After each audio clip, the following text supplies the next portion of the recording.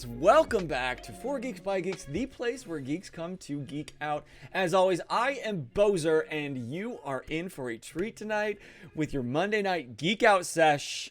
But before we get to that, I gotta know how you guys are doing. Who's this hot man? I don't know.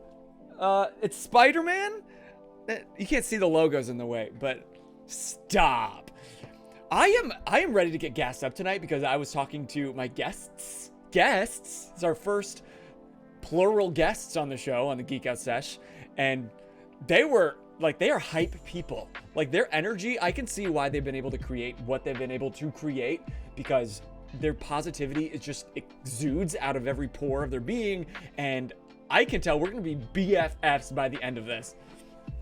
How are you doing? PDX, we got PDX in the chat, we got John in the chat, we got Alec in the chat. How are we doing? Do we have any AfroDuck peeps in the house? Any people that came straight from the AfroDuck Discord, maybe? Hey, and if you use command QOTD, you will get the question of the day, which is timely for tonight. I want to know, what was one of the first RPGs, and it can be of any kind, we don't judge here, that made you fall in love with the genre? Tonight we will be talking specifically about video game RPGs, one in particular that these amazing human beings created from scratch. But I want to know, what was yours that really made you fall in love with it? Hey, we got an AfroDuck fan. Shucks in them all. I said that right, 100%. But for me, one of my earliest, I was really trying to think about this yesterday when I came up with the question of the day. And I grew up, well, I wasn't allowed to have my own console until I was like 13 because my mom thought it would rot my brain. But when I finally got my first PlayStation, one of the earliest RPGs, let me know if you remember this, that I fell in love with was, I think it was called Legend of the Dracoon. Does anyone remember that? It was like Final Fantasy-esque. It was like turn-based JRPG where these people live in the fantasy land and transformed into the power of dragons, and they fought darkness. And I remember, oh my god, I can remember this boss that was like level 99 and I worked at for hours, for weeks and weeks and weeks, and I don't think I ever beat it. It was just called like the Vestige of something. Vestigial? Vestige. Well, I learned what the word vestige meant because of that game. But I just fell in love with the idea that, like, you work hard and you level up and you get stronger. And I really wish life was a video game in that way, where, like, you do enough tasks and you just had enough experience and boop, boop, boop, boop, you just level up and then you're better. Legend of the Dragoon. You're doing great, Jedi. Epic game, thank you. You remember it, though. You Jedi around the same age. I had a feeling. Because, yeah, you've been hanging out with us time to time, PDX, so thanks for being here, Jedi. What's yours? John says, I feel like I'm the most behind on RPGs, be that tabletop or otherwise. I guess D&D would be my answer. Yeah, I mean, same thing. Like I said, any RPG, it's just, like, what is it about RPGs that make you, like, keep coming back and wanting to grind? What other game would you grind for as long as you do in an RPG where you're just going to go around and fight these minions and collect these berries for like weeks at a time just so you can level up to 99 and finally beat the last boss, which I usually skip, by the way. But if you guys are new to the Geek Out Sesh, I should have done this like 2 minutes ago, so sorry. Welcome. We do this each and every Monday at 8:30 Eastern Standard right here on Twitch if you're watching it live. Or if you're watching it back on YouTube or podcast, YouTube will be available tomorrow on Tuesdays, and podcast will be available on Wednesday. But no matter when you're watching or what you're doing, thanks for being here, and thanks for being here live in the chat, and you are welcome to come join us on Twitch at 8:30 on Mondays, anytime you want to join the chat. But tonight's guests, that's going to be hard to say. Actually, Moose connected us. I think he met you. I'm looking at my guest. You can see me. I can't hear you if you speak to me right now. But Moose, now he's messing with me. He's moving his mouth. Moose met you somehow. I can't remember how, but sorry if you see any buffering. But yeah, I'm kind of tired of talking to myself. I want to talk to them. So please give a big warm welcome to I'm trying to multitask, unmute them while I talk to you. Give a big warm welcome to some of the heads at AfroDuck Studios Game Development Company. Give it up for Kwesi and Ellie. How we doing, guys? Yo, we're doing good. What is up, Bose? How's it going? Ooh, I like that. Bose. I could rock that. Thank God we can hear them, they say in the chat, because last week, literally I watched it back 5 minutes. My guest was quiet, and I couldn't figure it out. I could not figure it out. Oh, no.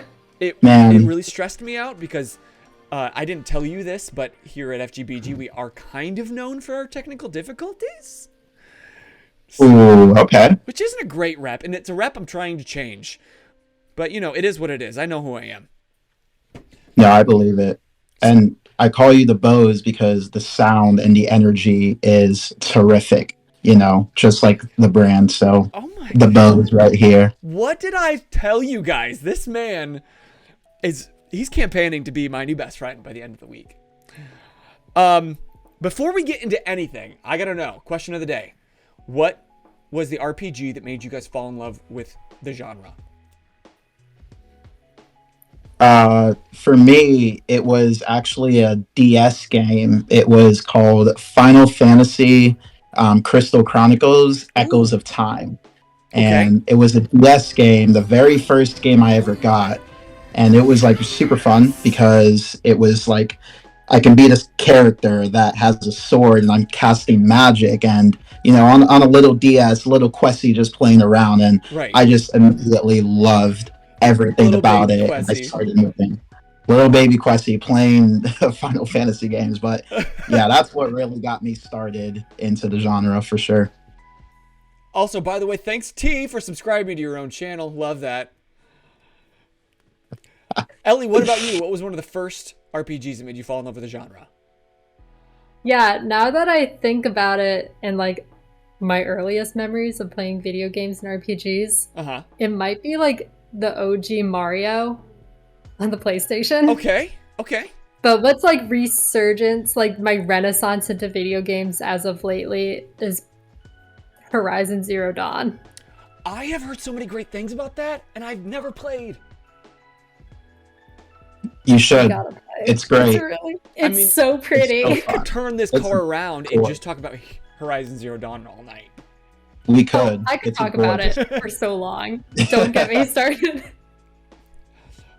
What specifically about Horizon Zero Dawn? Like, fill me in. What made you love the RPG for that reason? It's almost exclusively the gameplay and the machines that you fight. That's a lie.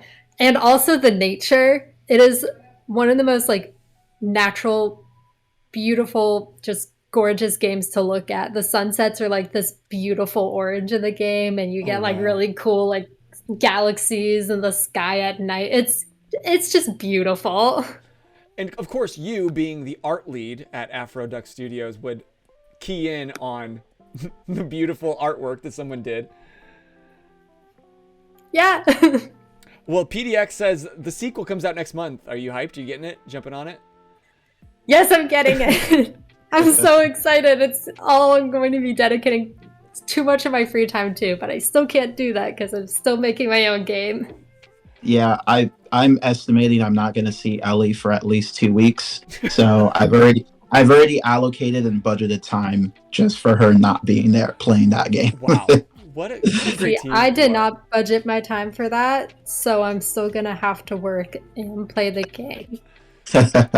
I don't know what's getting sacrificed yet, but it's probably going to be reading. Hey, but Shucks said, I'm going to call you Shucks, because I can't pronounce the rest of it. Says that Ellie, the way you described the environment was beautiful. So if Horizon Zero Dawn ever needs somebody on their team, I think we know who to call. But Oddity back early in the chat said, Fire Emblem brought me into RPGs. I will die on the gill that it's the highest, greatest game. And that's another one I've never played. I'm sleeping on all these great games. But you know what game I'm not going to sleep on? Zakumba Astraia. Oh, there it is. There it is. Like that was it was seamless. Seamless. Oh, I love it. I love it. If y'all don't know, Zakumba Astraia, am I saying it correct? Yeah. It is the game that you were here to talk all about, because these wonderful human beings to my right, wait, right? It's backwards on the stream. If I'm looking this way, okay, this is your right, my left. Huh? How about that? Stage left. They created this game from what I understand, scratch. Like, can you tell us what AfroDuck Studios is setting out to do? Yeah, we are making a game that is a representation of the African culture that hasn't been, I believe, in my understanding, truly represented. And everything that we have built has come from us. We don't rip any assets from anybody. Ellie, my amazing art lead, has helped pioneer the direction of creating all of our assets, getting the right direction and style, and just trying to make something independent, beautiful, and culturally aware, so that we can kind of get a lot more people involved in African mythology. You see so much with like European or like, you know, old school medieval or Japanese or Chinese, but not a lot of African mythology or that narrative there. So that's what we've really been trying to do. That's amazing that you've recognized a space in the like the greater video game space that just isn't being represented. And so how did you like first think that this is something that needed to happen? Well, for me, so quick lore thing. I was born in Ghana. I was actually, when I came here to America when I was 5. Okay. And when I came, you know, I didn't, you know, have a lot. My parents, we lived in like, you know, Columbus, Morse Road. So I never really saw any heroes or had anybody that I could look up to from all of the other kids that had like Superman or Batman or whomever. So I kind of created my own character, and I called this character Zakumba, and he was an African prince that would help different villages in Africa, and just kind of like saving them or helping them do different things. And I don't know why it stuck with me throughout my entire life, but it really wasn't until like 2016 when I first met Nick, who's not on the podcast today, unfortunately, but he, you know, really pushed the idea that we could make a game, especially around the narrative that I built up around this African prince. But then we wanted to determine that Zakumba was much bigger than that. And that's when we really started developing all the characters and, you know, the story, and pulling a lot of different lore in different countries, different parts of Africa too. So that's kind of where it all began or festered. I love that so much. This idea that an idea that you had at 5 has brought you all the way to here. And y'all can't see, and stick around because you will be able to see actual gameplay of Zakumba Astraia. But I'm looking at it on our little stream over here, and it's just like, I'm so proud of you. I like just met you, and I'm so proud of you guys. Like, you took something from nothing, an idea that you had at 5, and now think of all the kids that you are giving a hero to that didn't have somebody representing them. How fucking cool! How fucking cool! Yeah. That is amazing. By the way, thank you, John, for the gifting sub to Shucks. And stop gassing me up in the chat so much, you guys. I don't need it. It will explode. So let's... I need it. Yes, give Ellie all the love. And speaking of Ellie, let's talk about you a minute. How did you get roped into this wonderful thing? So I was still a student with Ohio State University, and I had expressed to a friend that, you know, I want to make my career in animation, either that be television or video games. And she saw a poster for AfroDuck Studios needing a background illustrator. And she sent me the post.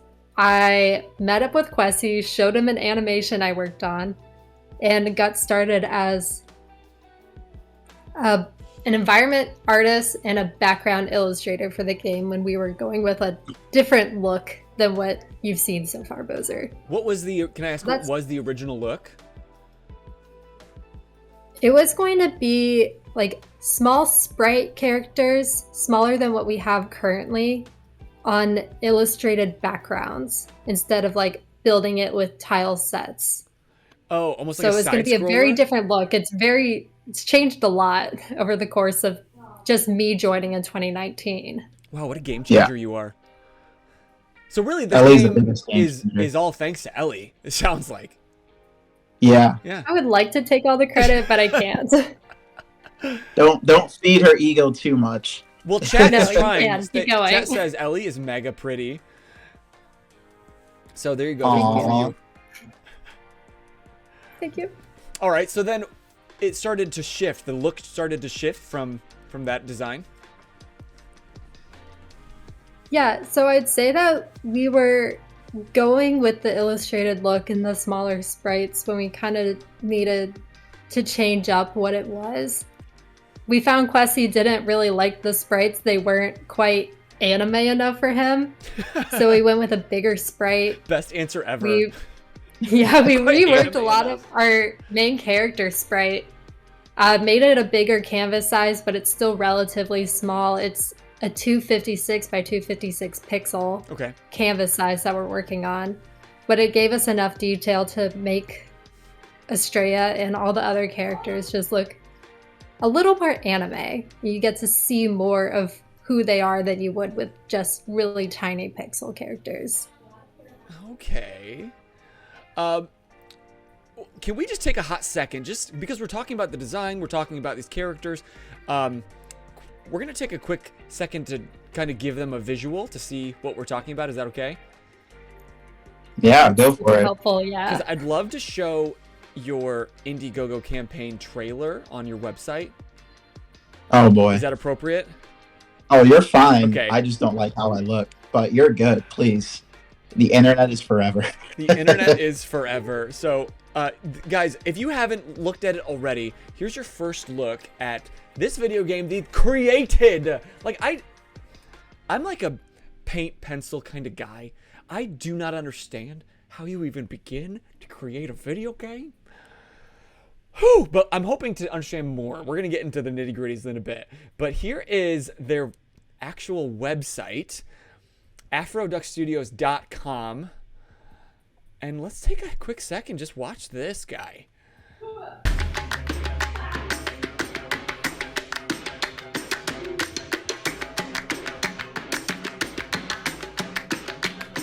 gotta love art. Oh, hey, what's up? My name is Kwesi. Hey, I know that guy. I am the creative director. Sorry for a little laggy. Astraia, presented by AfroDuck Studios. This campaign is specifically designed to support our vertical slice for Zakumba Astraia. Vertical slice is defined as a small piece of a final project. Vertical slice, it focuses on specific features and mechanics that the player will be accessing, while keeping the environment and area of play small to communicate what a full version of the project will be like. Our studio has already released an early alpha. This is something you can actually play right now on our Steam page. Because the game is all independent, our entire team is volunteering their time and energy to create this project at the moment, while also being in school, working full-time jobs, and supporting their families. This is where all the funding from our incredible communities, supporters, and backers come into play.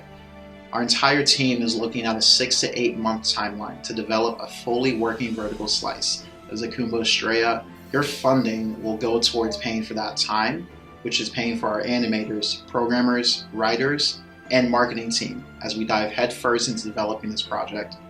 This will help us develop this project in the shortest time frame. As you read through our campaign, you will see the specifics of our funding breakdown and where all funds will be allocated to. As our development moves forward, We are also going to be offering perks and rewards for those who would like to see our dreams succeed. These perks listed in our campaign below are our way of saying thanks for being part of our journey and promises in-depth insights to the making of the game, the story, and our studio. Check out more information about Zakumba Astraia on our website at AfroDuckStudios.com, alongside our extended alpha gameplay trailer. We look forward to hearing from you all.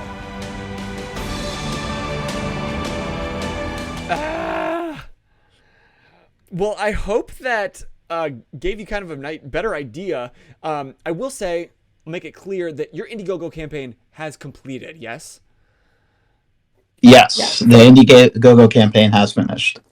So all of you rushing to go support it, which I know you are, I'll let you know it's complete, but there are plenty of other ways to support, which we'll get to. But let's talk about this game. Like, I know you talked about sprites and heroes for the tribes and the villages, but now, currently, what is the premise of Zakumba Astraia? Take it away, Kwesi. Oh boy, I've been waiting for this moment. Every time anybody asks me about the game, it used to be a 6-hour lecture. Now I can boil it down in 30 seconds. There you go, elevator pitch. Zakumba Astraia is essentially a coming-of-age story about a young Black African girl set out to create a better life for her and her father in the village of Pyrofessus. However, she does encounter a plot that is taking place in order to overthrow her village. And she's also on a mission to build a golem that will essentially change how technology works inside of the entire world. So you, as the player, take on the role of Astraia, and you go through her story in order to, save her village and find the best way to, live the best life with your father. And how are you going about creating that better world? As Astraia. As Astraia. And this is going to be doing without any spoilers for when we release the true game, but one of the key things with any RPGs are your side missions and your quest. And part of the game is Astraia is a mechanic. She's actually a brilliant engineer at 12 years old. She's incredibly bright, incredibly smart. She can take anything apart, put it back together, and build anything out of scratch. So one of her main mechanics in the game is being able to build things and then provide those things to people in her community. So people will have things that they need to fix, or they want her to build something, and you as the player have to go out, find the parts, make the blueprints, build the item, provide it to your community. And not only does it improve, your level and your progression, but you also see it improve the lives through the story and conversations in the world of the game. So that is how we are piloting the change. That is so cool. I love that, okay. You wanted to create more of a role model and a better world. So you made something in which a character wants to improve the world around her. So she makes something. That is so beautiful. Thank you. Quick questions from the chat. I don't want to lose them. One, how do y'all come up with these names like Pyrofestus? I'm not going to lie to all of you. It was completely random. A name generator. it was when we first, before Ellie, before anything, I actually wanted to make a game that involved all of the countries in the world, and every village was representative of each country. And one of the villages was based in Greece. And if you think about Greek mythology, the god Hephaestus is the god the smither that made Zeus's lightning bolts and things like that. And pyro meaning fire, I thought it would be cool to have that. And that has been the one thing that has transitioned through the entire progress of our game. So we kind of just decided, okay, we're going to keep Pyrofestus because it's a cool sounding name. And that's going to be the only outlier from like everything else, just focusing more on African lore. So, right, because that's not an African word. Even when I heard Pyrofestus, Hephaestus was the first thought that came to mind. Exactly. Yeah. It's so fitting. It's so fitting. Yeah, it is. Forger. He was a forger. What's the estimated game length? If you were to, so what our current trajectory is, if you ran the game straight through, we would be looking about a 5 to 10 hour experience. And then if you did all the missions, completed every quest, go through all of that, you'd be looking between like 15 to 20 hours, just for this one small game. Sure. So in essence, oh no. Oh no, we lost the game stream. I'm gonna come to this video. We're having some technical difficulties here on FGBG. I don't know if you're able to get that back. I am going to do it right now. Let me see what happened. Yep, I lost internet connection. It's my fault. Bose is not to blame. It's all Questy. Okay, look, we are back. Look at this. Look at these professionals in a minute, in less than a minute. But Oddity said that's a great game length for an indie game. Like, I honestly didn't expect it to be that long. And I'm really impressed and excited that it is. Is there a plan? Because currently you can only play it on Windows PC, correct? Yes, and one thing I always like to make certain, what we have on Steam right now is our alpha, so it's not a direct representation of the full game, because the circumstances of us having to put that out was because we had to enter in a competition, and Steam has different rules when it comes to game development. But yes, the current version is only Windows based right now because Mac is not friendly. No, it's not. KJ Becker brings up, she's pulling out her word lingo on us. Astraia meaning star. Tell us if this is correct. She says Astraia meaning star. Star card in tarot is Aquarius, which equals community. This is the perfect game for the age of Aquarius. Wow. Did you know that already, or is this just the Astraia aligning? I absolutely knew that. Guys, I didn't really know that, but that's cool. The Astraia's aligning. Yeah, you like that? You like that? That's so cool. Is there a plan for this game to go to console? There is a plan. So one of the quick bites in understanding game development, the easiest thing to port on is PC because there is a lot less restrictions. We don't have to really communicate with developers. Yeah. But we do want to launch this on console. It's just finding, the publishers in order to allow us to seek that. But that is the plan. Okay, good.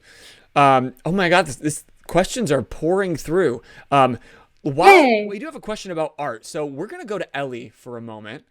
While we go to your website and check out some of the concept art, and maybe you can kind of give us a breakdown with the intent in mind, with so many different artists on the team.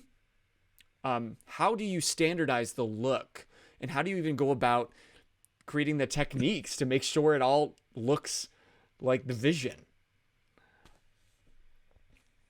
Yes. Well, originally, Questy thought it would be really neat for every artist's own individual looks to be in the game. When we quickly corrected him, saying that's gonna look messy, we need it to look cohesive. So we kind of started based off a lot of one of our artists, her name is Yaira, a lot of her character designs, and she starts off with like this really muted palette. Then I think once I came on board and I was doing a lot of the background and environment pieces, everything started to become a little more saturated with color. Not like a lot, but like a little more saturation. Okay. And we've added more artists. We've had artists on the team already. And we've all just kind of like found what kind of works. So like currently now, we have a certain look for our sprite characters. And I wrote an entire like a 50 length document on how to follow the look for the characters and how to help you design and create color palettes for characters and sprites. And, you know, the team follows that, and we constantly communicate in our Discord channel about like critiques and feedbacks, like what can be improved, what kind of needs to be reworked, stuff like that. Okay.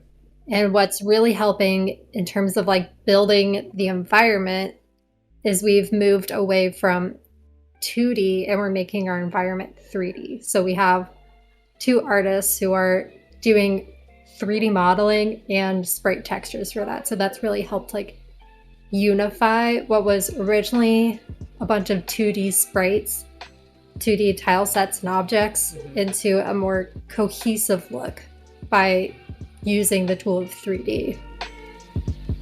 And like, can I ask what your background is? Like, sorry, I'm just trying to pick up all this, my brain that fell out of my ears when you were speaking. Just because, like, what's your background to even know how to begin that process? Yo, I don't even know.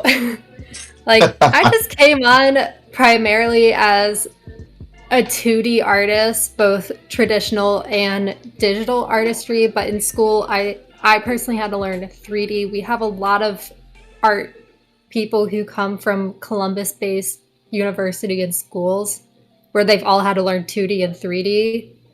So like we had the skill set already in our team and with the people that we're bringing on, because our group really attracts students from Columbus-based schools, especially those art students. So like they're learning the same things that like I have learned, what other artists on our team who have been here longer have learned. So it's all like a similar skill set, just pooling together and finding that like common ground where we can all work together and be able to give like critique and feedback and be able to understand each other's language. Can I ask how many people are on the team, both the creative and the, I guess the technical, the whole kit and caboodle? It's like 12, right, Kwesi? Or is it 14? If we're talking about every member of AfroDuck Studios, we are sitting at 15, and just developers alone, it is 12. Jeez. And you mentioned in the Indiegogo campaign video that these are volunteers. Yeah. That is very true. That is very true. A side question, what the fuck? I know where this is all going. Kwesi is convincing, he is persuasive, he can get anyone he wants on this team. Not everybody. He can get just about anyone he wants on this team. That's just how it works. I am getting that sense from both of you, but especially you, Kwesi. Yeah, like already you make me want to do whatever you ask, just because you made me feel so good and competent and capable. Oh yeah. Do you want to join our marketing team? Yeah, you're my best friend now. It's already happened. I want you to know. This whole thing was a ploy to recruit. This is how we do it. This is how we get people. Stream with our glowing personalities and passion. I don't know. Talk to me after. We'll see. That's crazy. Like, would you say just kind of the hierarchy? Like, Questy, are you? If there was like a boss in charge of everything, is that you? Jason. Technically, yes. I don't like to use that word because my team. The best boss. Don't ever use that word. I will be the very first person to always admit that my team knows more than me. They know better than me, but they also understand my vision and always work with me to create it. But yes, I am the boss. All hail Kwesi. Not all hail Questy, all hail me, because I translate what Questy is trying to say and I communicate it with the team. Yes, Ellie is known as the Questy Translator because I would say things like, I want this to be pretty with the color blue and do that. And then she turns around to her artist and she's like, all right, take these values, change it to this, do that, change that. And then she shows it to me and I'm like, yes, that's what I wanted. We all need somebody like that on the team. Got that position covered. Oh, sorry, I'm getting reports. Thank you. My people, my team are letting me know my sound is all over the place. Background music is going crazy, so we're gonna fix that. Thank you. He texted me to be discreet, and now I'm saying it on the stream. Thanks, T. And y'all in the chat, if things sound crazy, feel free. Please let us know. There's only so much that I can control.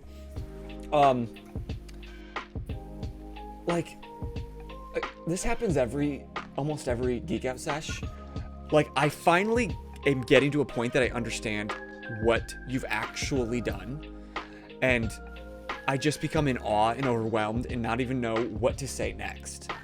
Do you ever get to a point, do you wake up sometimes, you're like, dudes, we made a fucking video game that represents the masses that were underrepresented and has a positive message and is creating heroes, and it's all volunteer.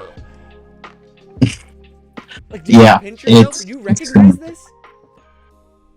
Every time I log into Discord and I see my team online, I'm like, you guys are still here? What?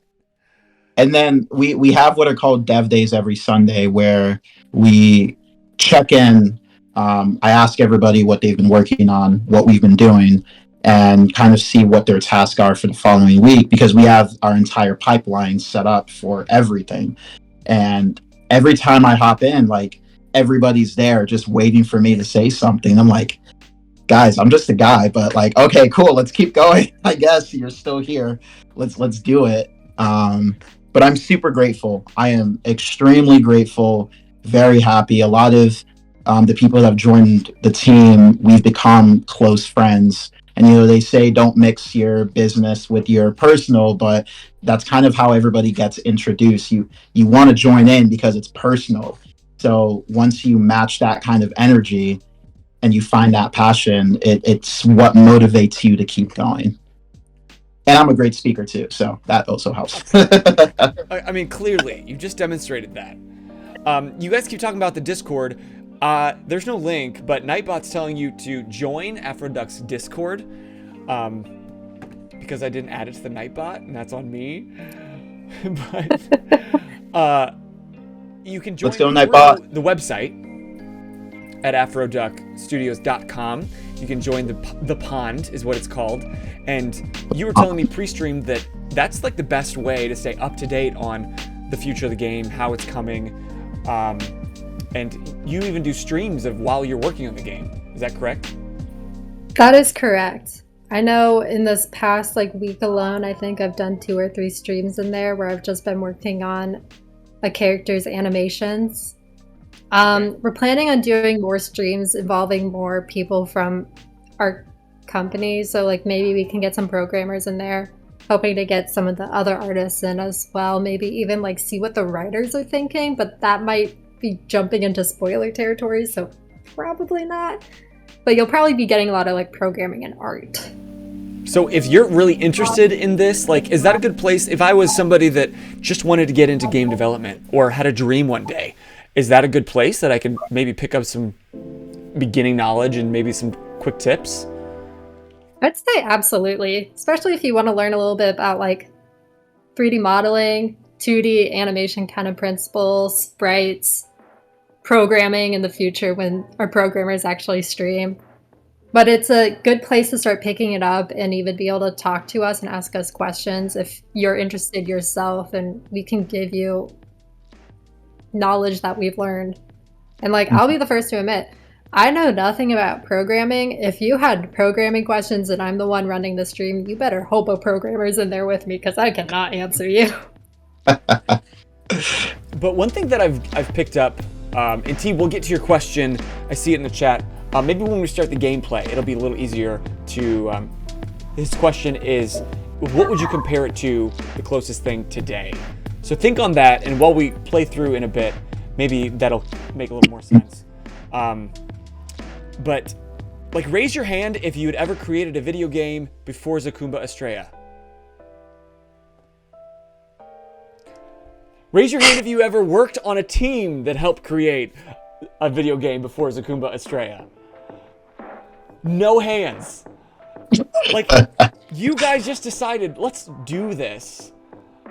Like, talk about that. Like, the fact that you knew absolutely nothing about where to begin. And you did this. Yeah. Well, it started with Kwesi and his bros. I came in later when I was just like, I need to learn how to make games. This is my experience. So it's Kwesi for you guys. Oh man. All right. I'll keep it brief. So 2016, I met one of my best friends, Nick, and he was, we bonded over Pokemon, which I think every little child bonds over at some point. And and I invited him over this was the first day of school, I invited him over to just like play video games. And then we were playing games, and I was like, we could make a game ourselves. Like, we were playing a game called Lunar Silver Star Story on the PS1. Very old game, classic RPG. Okay. Loved it. And he's like, you want to make a video game? Because I can just go and change my major tomorrow, and we'll just, be game developers. And I'm like, yeah, no, let's do it. And I was in communications, and he, I think, was doing a business program. So the next day, he literally just changed his major to like programming. And then like throughout this whole journey, we've just been, doing things. It wasn't until I'd say 2019 when we really started to get our footing, because we finally had, the narrative done. We finally realized the kind of game we wanted. Quick side note, if you guys ever want to make your first game, do not make an RPG. It is the worst decision in your entire life. There are too many things. Look at any RPG. There's a lot that goes into it. Make a nice racing game. That's fun. That's easy. But throughout it, I met people like Ellie. Rose is also our technical artist as well, who's been like huge in putting together the level, and amazing. All of our other artists. Like Serena, Yaira, Claudine, Ren, like all of the people that have really like joined in kind of saw the vision. They understood what we were trying to do. And I am the kind of person, when you are very first interested in joining us, the very first sentence out of my mouth is, this is a passion project and I cannot pay you yet. And I don't want to waste your time. So you would only have to join in because knowing this is what I want to do. And every single person I've asked or talked to or said, yeah, that's fine. No problem. We'll do it. And I'm like, all right, awesome. And here we are. So, yeah. I haven't even asked, how long has this process been from initial idea to today? Oh, I would start with when we actually had our team and we were actively developing and like making something, and it wasn't the conceptualization, it would be about 2 years. But if we're talking about from my first, I want to make a game and I'm going to find a way to make it happen, that would be like 4 or 5 years. 4 or 5 years it's been, technically. Am I wrong, Ellie? I feel like I'm never good at math. Ellie's my math person. So when did you join? I joined in the spring of 2019. Okay. And I think Rose joined around the same time. And I think that's when we really took off and reworking a lot of what had been made and really starting on what has become our alpha. Alpha meaning? The one that we show on Steam, like okay. That's our alpha. We wouldn't really call it a beta or a vertical slice because it's more of a proof of concept, if anything. But like as far as I remember, I mean, you guys started AfroDuck as a company in 2017, I believe. 2017 is when we officially became an LLC. So we are AfroDuck Studios, a comma LLC. Okay. But that sounds like... So, like, 2016 was the origins. Oh, yeah, we have bills. We got to pay the government, even making no money. We still have to report it. Right. Like, who... You guys all just, like, paying this out of pocket? So, none of our developers pay this. It is all through us. Everything from the tech to the software is funded by myself, Nick, and our CEO, Jason.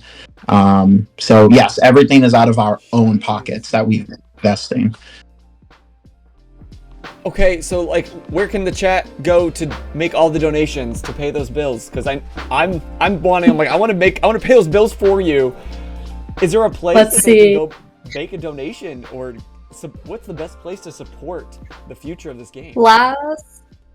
That was last October, November, when we had our Indiegogo going. Yeah, I wish we had something ready. We've been working on a lot of business things in the background. However, to get you guys hyped up, we are going to be introducing some merch here in like the next couple months. We are working with a local Columbus, because we're all based in Columbus. Well, 80% of us are based in Columbus, including myself.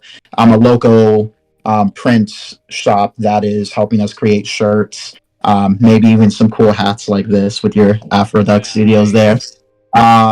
But yeah, that's coming. So join our Discord and you'll get updates once we kind of get things started. So I'm trying, where am I posting this? I'm trying to type into the chat the link. Here, I'll do it here. So that's your site, and that's the website. And then the pond. Ooh, the pond. I like this. The pond. I came up with that name so randomly. They're like, we need a name for our Discord. I'm like, okay, the pond, because we're ducks. Ducks in the pond. Boom, done. Boom, easy. Yeah, I'm a great pond. You're right? all the animals around the pond. Exactly. And Ellie is known as the duck herder. She is our herder of ducks. That is her official title. Yeah. And I posted the link to the Discord to join. Oh my god, Alec, I love you. Do you have anyone named Amy in the pond? You know, I have a friend named Amy, but she has yet to join the pond. Once she does, I will let you know. Memes for days. Memes for days. Memes for days. So we're going to take a look at some gameplay footage. And I'm not giggling because I just cut out the last 10 minutes of audio because we had a technical difficulty. But we're back and it's great. So let's take a look. We're looking at the game right now. Yes, we are. I'm going to go ahead and get it started. And starting out with the new game. Ellie, I'll have you talk about this intro sequence here. I could do that. We have an intro sequence. Yay! And as you can see, they're beautifully illustrated. So our intro sequence is an intro sequence to introduce you to a little bit of who Astraia is as a character. And this was worked on by our artist Serena, working very closely with Questy to figure out like storyboarding, like what's going to be in it, and then laying it out how it's going to reveal each panel to you individually. And then it was a Serena heavy project. She did the storyboarding, panel layouts. She did all of the line work.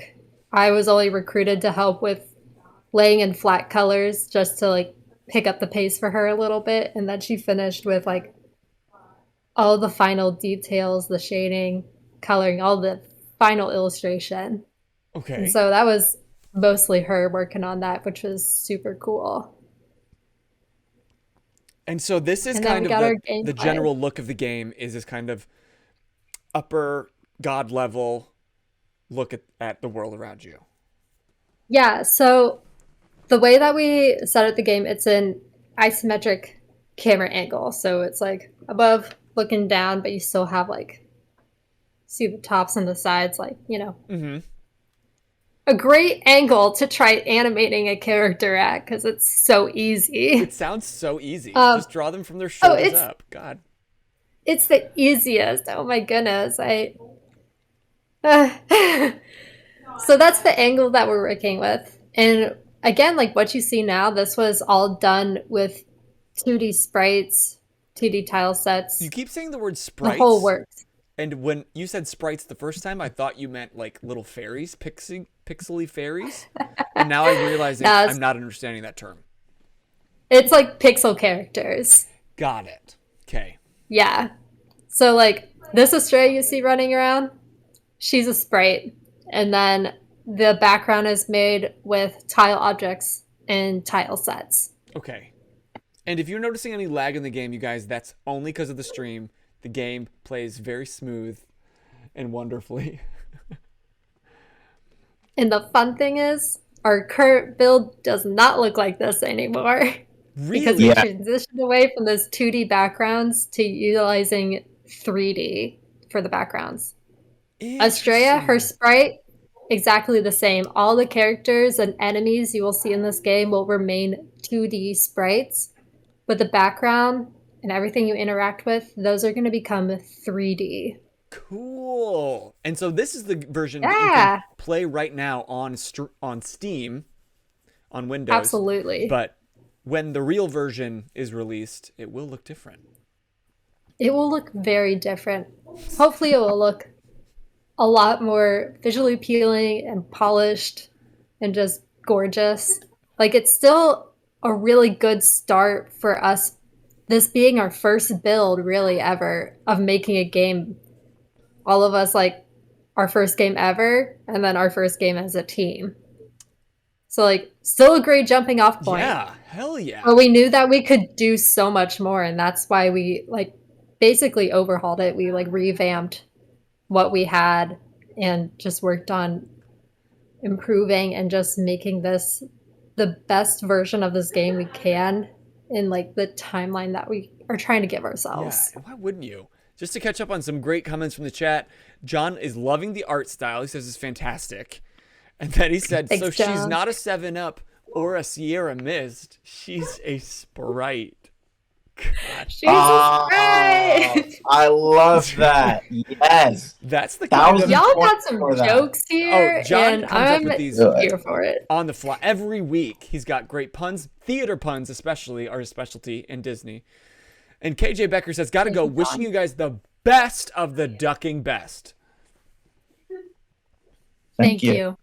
Thank you for joining us. I think, correct me if I'm wrong, chat, I think we have some new fans of AfroDuck Studios. Alec wants to know, is there a level up system or more like find upgrade kind of system? It's an upgrade kind of system. So there's going to be a feature called Astraia's Workshop. Okay. Because, you know, she's our little tinkerer. That's where you're going to be able to, like, upgrade items, and that it also includes the crystal system too, correct, Kwesi? Yeah, our system is built like if you think of a traditional RPG, your character will level up. And there are different progression systems that allow you to get like magic. Like in every RPG, you have magic. And we decided that instead of just one character being the magic person, every character can use magic using what are called crystals. So you can level up how well your character uses those crystals, as well as their own individual abilities and skills, which are just passive things that allow you to increase your damage or do different resistance. But that is something that we currently have built that is going to be in the next version. Yeah, Alex says like RWBY and how they use dust. Yeah, it is like Ruby. Yep. Because that's how you say it. I spelled it for, you know, all the 7-year-olds that can't spell yet. But that's how you say Oh, like, yeah. It's a fun show. It's similar to their system, Boser. but it's our crystal system. So back to T's question from a while ago. And I'm going to add a question. he wants to know, like, what would this game compare to, maybe in a modern day sense, or even it's giving me like great retro vibes. So if there more of a game in retroverse that it compares to, and was there a specific game that you use as inspiration? Yeah, there were several games that we use as inspiration. I think the most common one people can think about is old school Zelda, right? Think of Link to the Past. What was the phrase? Rose mentioned when I told her I wanted to create a type of isometric game. She brought this game up and she said we could do something like this. And then when Ellie came on was when we decided we're going to make our sprites a whole heck of a lot more detailed. So what you see right now is Astraia. Like, you can see the details in her sprite, versus if you think of like Zelda, the sprites are essentially pretty common. And you can't see too much of like Link's, emotions, but with Astraia, you can see like her joints move. You can see her hair flowing as she's running around. Like, you can see a lot of these different features that we wanted to show off with our artist skill. Yeah, because this is more of a character than you would normally get, like, in a Zelda. That was one of the first things I noticed. Is I'm like, oh, I appreciate that. I can see all of their details. It's not just this little, like, curmudgeon of a character that's like 16-bit. You said how many bits is each character? Did you say that earlier? Or am I making that up? I think she said the pixel size. What's our pixel size? Yeah, the canvas size that Astraia's modeled on and animated on is a 256 by 256 pixel canvas, and that's a lot bigger than like old school Zelda and like old school Mario. Like, they were really limited because of the technology back then, but like luckily now we got some crazy good technology that we can get a lot more creative and like create just like a lot more interesting forms and shapes with sprites now, because like we have the capacity to do so. Yeah. Alec noticed that the powers have changed. So right now you're using fire, but then otherwise you could use nature. Yeah, this is our crystal system, or the core concept of our crystal system at work. So Astraia currently has what we gave to the player, a set of 3 crystals: nature, fire, and water. And you can cycle through each crystal that is currently equipped to your character in order to utilize its powers. And what makes this really unique is not every crystal works the same way. Fire doesn't work like nature. Nature doesn't work like water. Water doesn't work like fire. With fire, if you utilize it, it just gives you like a stream of fire immediately. Nature would give you a bunch of green stalks that grow up around you and damage the enemy when they touch it. And then water gives you water bombs, so you can set traps for your enemies. So if they come through, it would explode upon contact. So there's a lot of underlying systems, and these are just the 3 out of the, I believe right now we have 12 crystals built that you would be able to utilize. And are they the same? Like, do you get to switch characters, and are the powers the same for those characters? Yes. So every character you would get to utilize whichever crystal you want, and they are the same. But the biggest difference is how have you progressed that character to be able to use more of the crystal powers. So in our alpha, there's only 1 power per crystal, but as you level up your character, you'll be able to get like a second ability with that 1 crystal, or a third ability with that 1 crystal, depending on which character you choose to increase that level. Nice. John says, so Avatar Astraia? Pretty much. Maybe. That's right. Next reincarnation. And This is so cool. This just makes me feel so at home. Like this is the kind of video game that I grew up with. Like we all grew up with. Was there a specific choice to give it this retro vibe? Yes and no. There was like technical reasons and also personal. The technical reason was making a 3D game is very difficult. Yeah. Especially making it look good. And if you think about how 3D games have aged versus how 2D games have aged, 2D games hold that kind of value way better than old school 3D. Right. So it kind of all really felt, it really felt better to go into the 2D scope. And it also helped that pretty much everybody in our team has more experience with 2D. Mm-hmm. So we kind of fell into it in the first place. That is an interesting point you brought up, that 2D games have a longer lifespan of just, like when I think back on the games that I love, it is this kind of game. It's not the budding 3D technology that took off in like PlayStation 1, like with the shitty look, like it didn't look good, it didn't look bad, it just didn't know what it was. But like this is a strong look, it knows what it is, and it gives us all that retro vibe that we desire 24/7. Yep, definitely. And to give an idea of like what the purpose of this alpha is, because I'm sure you guys are wondering, what's the objective? What are we doing? Yeah. This alpha was built with the intention to fit within the narrative. I am a person that doesn't like to waste any assets, waste any time. So a lot of what is going to be in the demo will be canon to the story. But Astraia is currently looking for parts in order to fix the generators that are in this factory.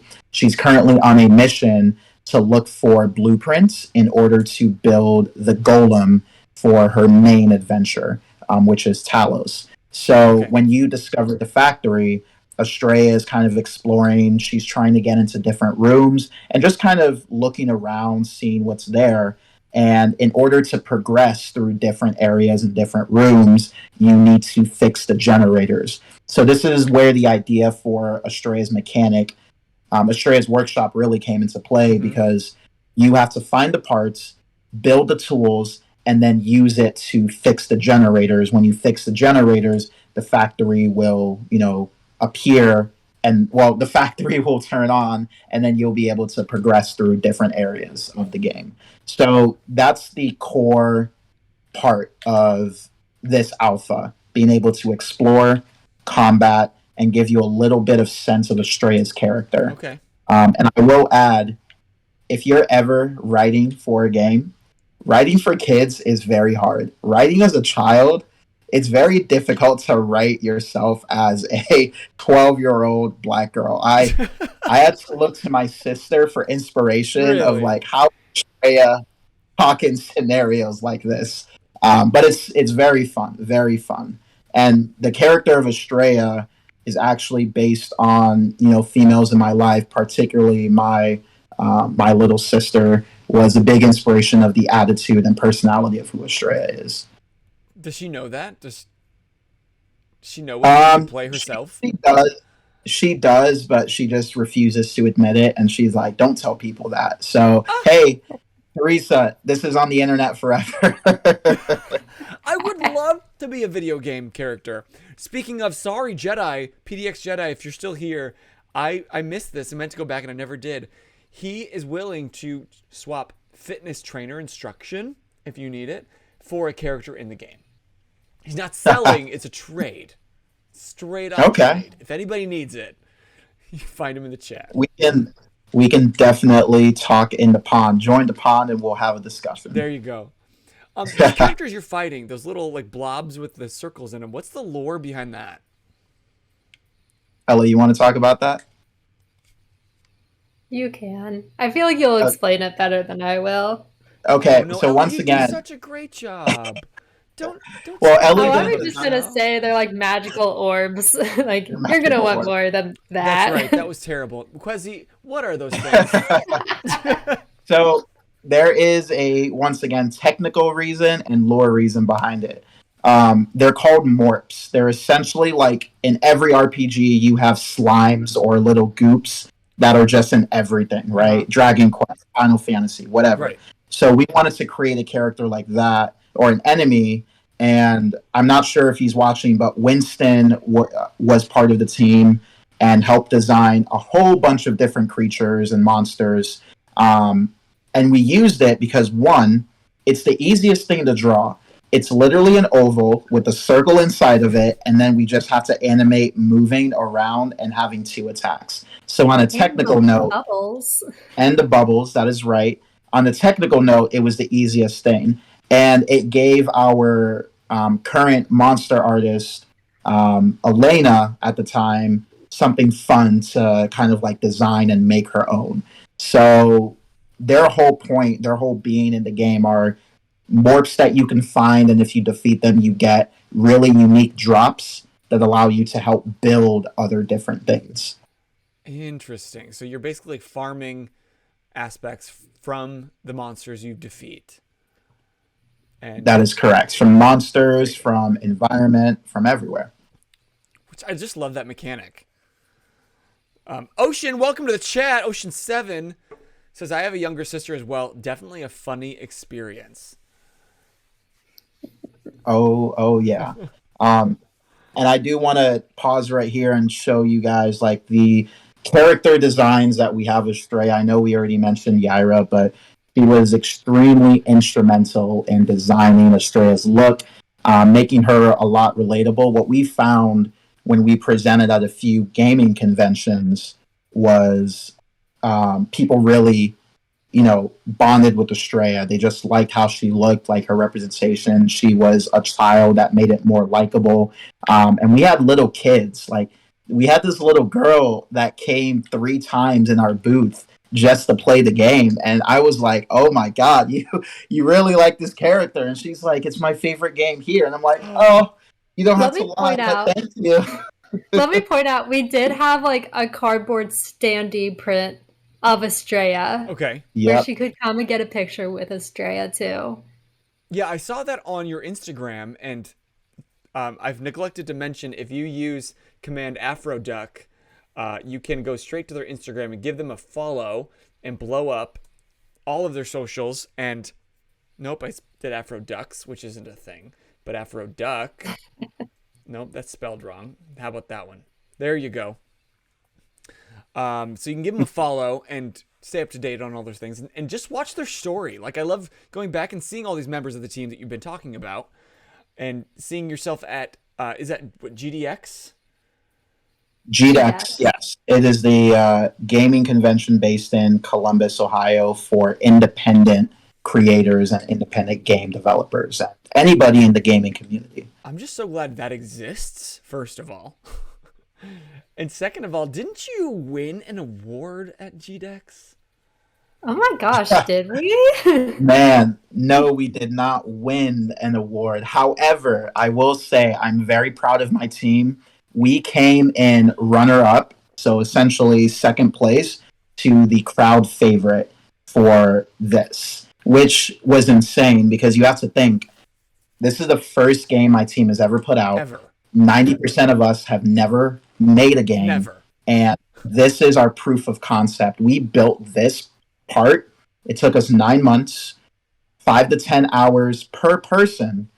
And then it just Nick, my programmer, like, chef's kiss to him, because he worked to the wire literally till the last minute before we had to stream our game to show like everybody. And he worked and just like built all of it. And yeah, so just to get crowd favorite, I was like, okay guys, let's keep going, let's make this. That sounds like a win in my book,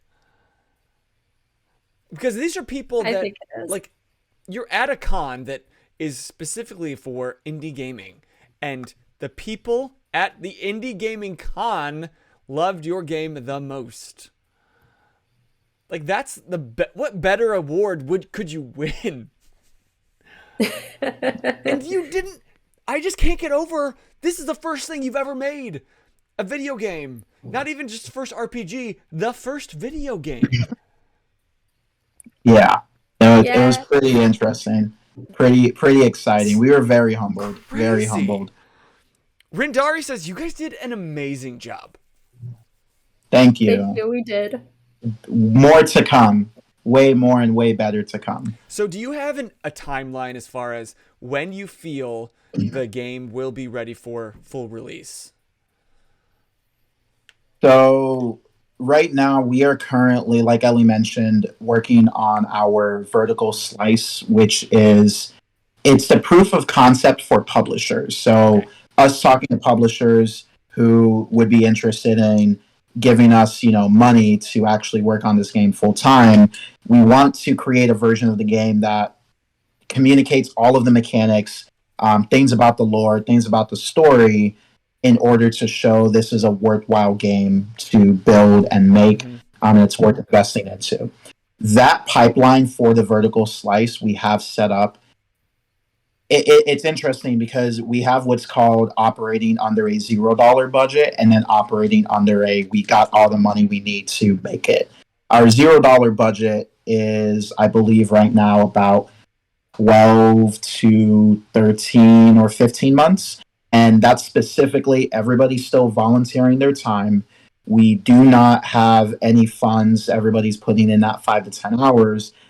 We have a whole list of mechanics we're still building and implementing, and we're just kind of doing the best we can with no funding. Okay. If we were to get funding, that essentially saves us about 4 months. So then we'd be looking about like 9 to 10 months of, I can pay Ellie to just work on nothing but this, and we can build this and then start reaching out to publishers. And then our full game, so that goes into episode Astraia itself, like the full game. That itself, if we get the vertical slice done, that's already a quarter of the game made. We just have to kind of finish out the rest of the areas. And I think that we're looking at about a 2 to 3 year dev time.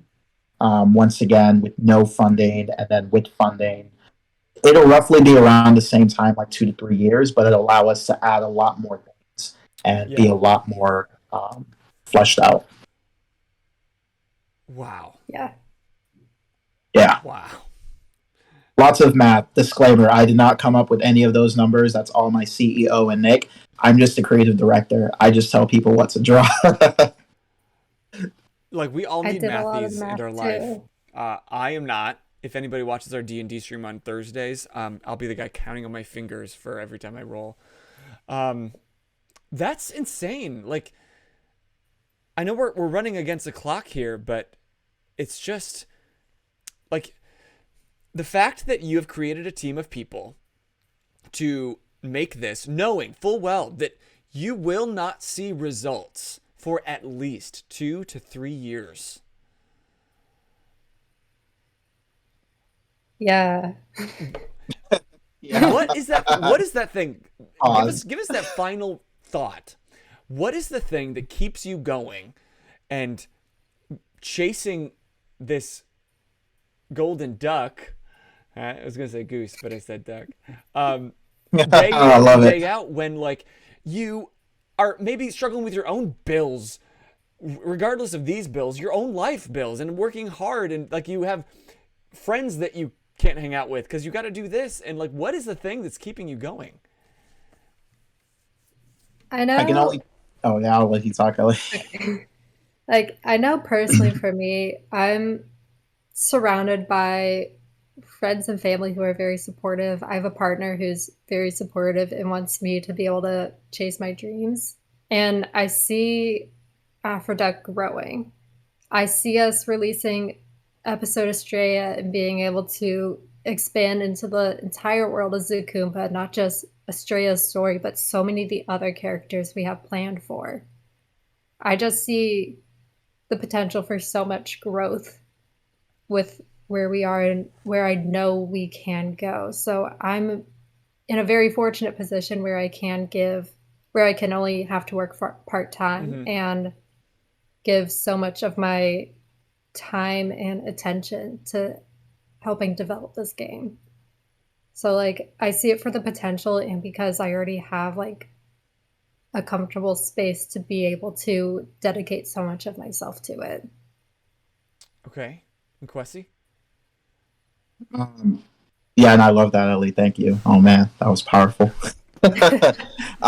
For me personally, I can only speak for myself, but I want to share this story with so many people. I want people to be interested in African culture and make it mainstream, starting from indie and then kind of incorporating it into other aspects. And I also want this company to be successful. One of the very key things about AfroDuck Studios as a company is we pride ourselves with working with students and people who want to learn in the industry, want to build something. But then every single time you go to like a company, they're always asking you for experience and you don't have that experience. I want those companies to be able to say, go check out the studio, AfroDuck Studios. They work with people who have nothing, and they can help build and train and support you in order to, reach your dream. I would never ever stop anybody from my team to leave and pursue other things because a lot of people have, but I always see AfroDuck Studios as a spot that is a, comfortable place you can work, meet people, and create culturally aware and unique games in order to, tell amazing stories and just have fun with. So that is what pushes me. So yeah, that's it. Plus, I don't sleep and I get bored. So like, this is the only thing I got. I can't imagine when you sleep, managing all of this and doing all of these incredible tasks day in and day out. Like, I'm stressed thinking about it, and like that's why I had to ask what's the motivation, because this is hard work and you're doing it for nothing currently. No immediate gratification. Like Ellie, you're doing it for that end potential because you believe in what it could be, and rightfully so.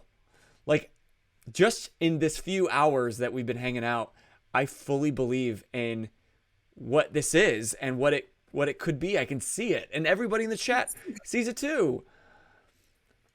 And Questy, like, again, you got to end on such a positive note. The fact that, like, not once, chat, not once tonight did you, correct me if I'm wrong, not once tonight did you say that you were doing this for any reason for yourself at all.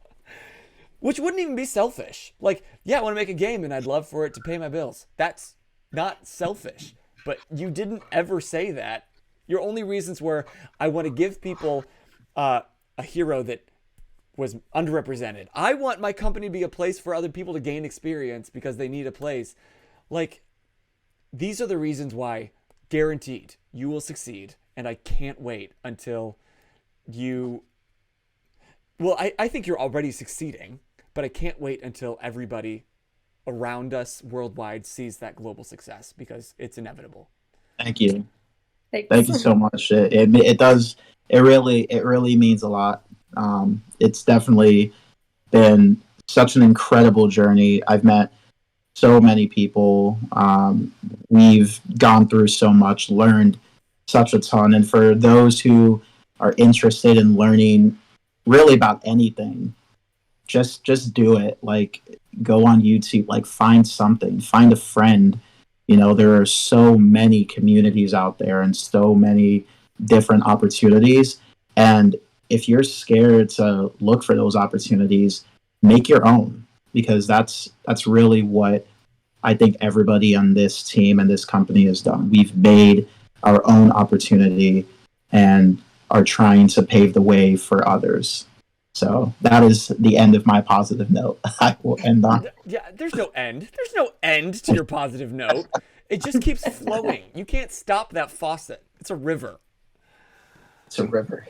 Oh my God. You guys, all of you in the chat, whether this was your first time geeking out with us tonight or whether you were coming back week by week, thank you for being here. I can only assume that you feel as gassed up about life and anything that you might create in it as I do. This was so great. Shuck says that was inspirational. Thanks, ADS. Thank you. ADS. ADS. AfroDuck Studios. ADS, baby. Quack. Yeah. Quack. Represent the quack quack. Once again, if you do want to support AfroDuck Studios, go to AfroDuckStudios.com. Join their Discord. Follow them on Instagram. Keep sharing their game on Steam with all of your friends. Go play their game on Steam. Tell everyone about it. Talk about what you learned here tonight, and so that I think the more people appreciate where this came from, why it exists, what the future is of it, the more that they realize how worthy this is of their attention and of its success. So, oh my God, I can't shut up about this now. I'm so excited. This is awesome. Thank you. And you're going to help with marketing too. So, we just brought you on. And this was quitting my job to volunteer for AfroDuck Studios. Yeah, you'll have us on again in like a couple months when we have something new to show you. Please. Please do. We'll be returning guests. Yeah. No, you're not alone. I've got more coming this month, next month. That they've done things before, but it's nice to check in and see where they're at now. Like, I love that. And all of you, this is my selfish plug. If you enjoyed tonight, I feel so selfish promoting this channel after Questy just said all his beautiful things, but I'm going to be that guy. Hit that follow button, hit that subscribe button if you really want to support. We do this each and every week, and we're a community that just wants to support geeks geeking out loud about what they geek out about. How many times can I say geek? Because the world needs that, and clearly when you do, you create something magical such as AfroDuck Studios has done. So I hope you gained so much from tonight, and I hope that you go and pursue your passions and spread your magical duck wings, chase your own golden duck while supporting AfroDuck Studios. While we wrap up tonight, I need a suggestion in the chat for a raid, because we're going to take all this mad, beautiful energy and give it to somebody else. Shucks, yes, I am such a fanboy currently, #1 fanboy of AfroDuck Studios. I expect fan art. It's coming. It's not going to be of Astraia, it's going to be of you guys. All the hearts. And FGBG for always offering technical difficulties. Yep, that's me. We're here for it. Okay, that operator. Sure, sounds good. Let's get this raid going. Raid at that operator. That didn't work. Raid at that operator. I can't spell. 21. Did that work? Did that work? There we go. I think. I don't know. It says that channel has follower, subscriber, only chat. This channel. Okay, that's fine. Well, we're going to say that worked. But, Questy, Ellie, thank you from the bottom of my tiny geeky heart for coming on tonight and enriching my actual fucking life. Thank you for having us. Thank you for having us. It's been a pleasure and an honor. It really has been. Good. Well, we'll catch up right after we end this stream. But until next time, I'm Boser. I'm Ellie. And I'm Kwesi Christian. And you just keep geeking out. Geeking out. Geeking out. We did it. Woo! We did it. We did it.